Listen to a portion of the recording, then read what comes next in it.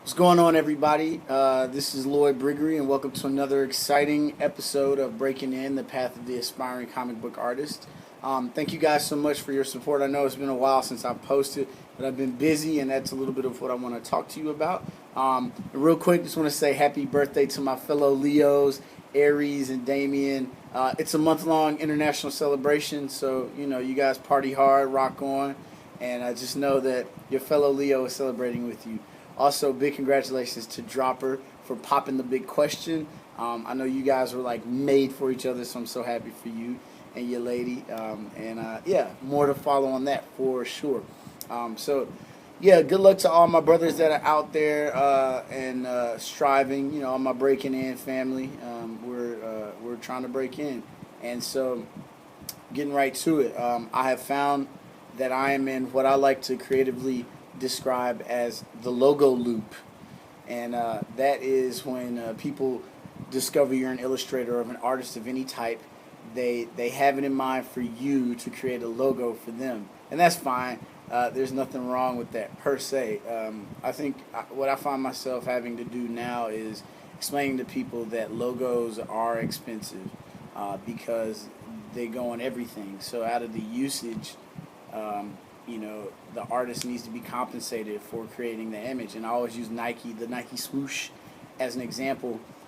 It goes on everything: t-shirts, pants, sweatbands, shoes, everything. So that's a lot of mileage. And though it's a simple design, you're going to use it a lot. So it costs more than just say your t-shirt design or your spot illustration. And so I've found myself in the last month or so kind of getting a lot of those job opportunities. And so here's the challenge with that. And I'm grateful for the jobs. Don't get me wrong. I'm not saying that at all. What I'm saying is, as a guy who aspires to do sequential art, they conflict. So, I would rather spend my time drawing pages and ideas that I have.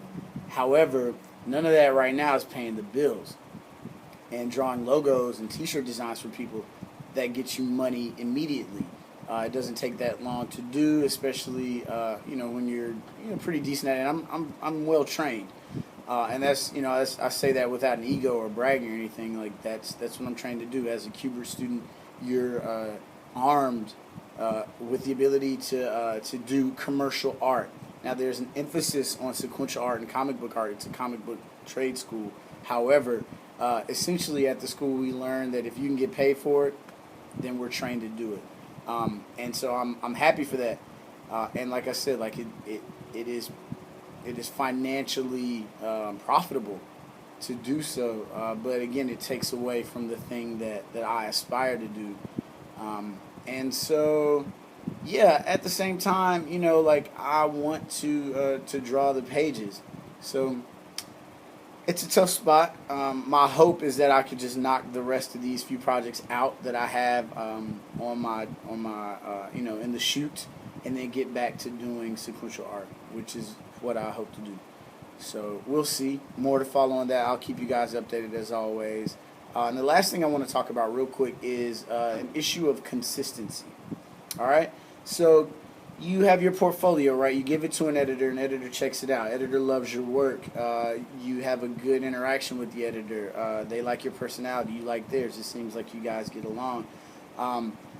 One thing the editor cannot really know in that exchange is whether or not you're consistent. Now, you could tell an editor, hey, it took me 5 days to do these 4 pages, and that's cool. And you may or may not be telling the truth. It may have taken you 5 days to do it. But how many days did it take you to do layouts, to get photo reference, to do blue lines if that's part of your process?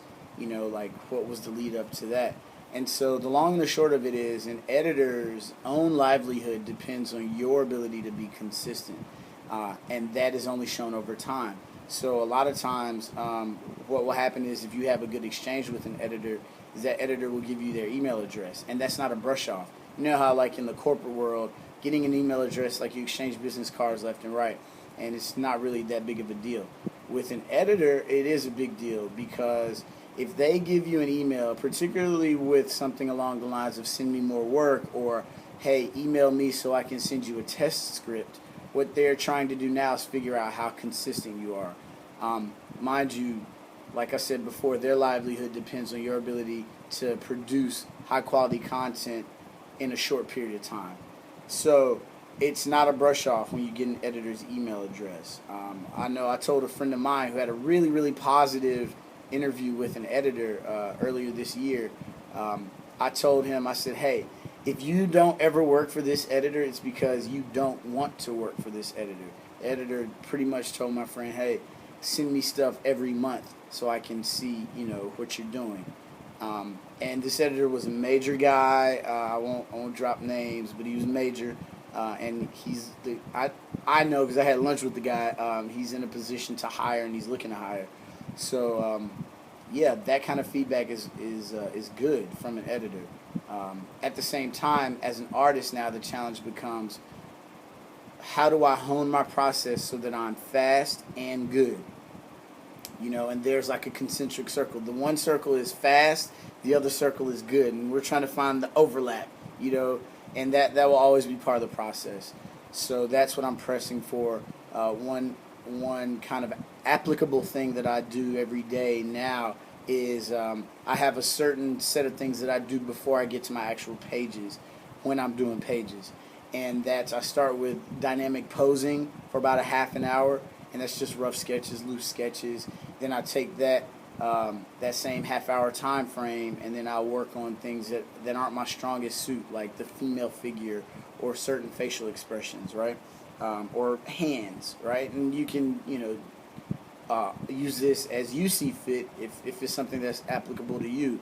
But doing those things that are hard for me, doing them in a certain given period of time, challenges me to do them fast and to up the quality, because I'll be able to look at it after that half hour and I'll say, oh, this is good, this is bad, let me do this better next time.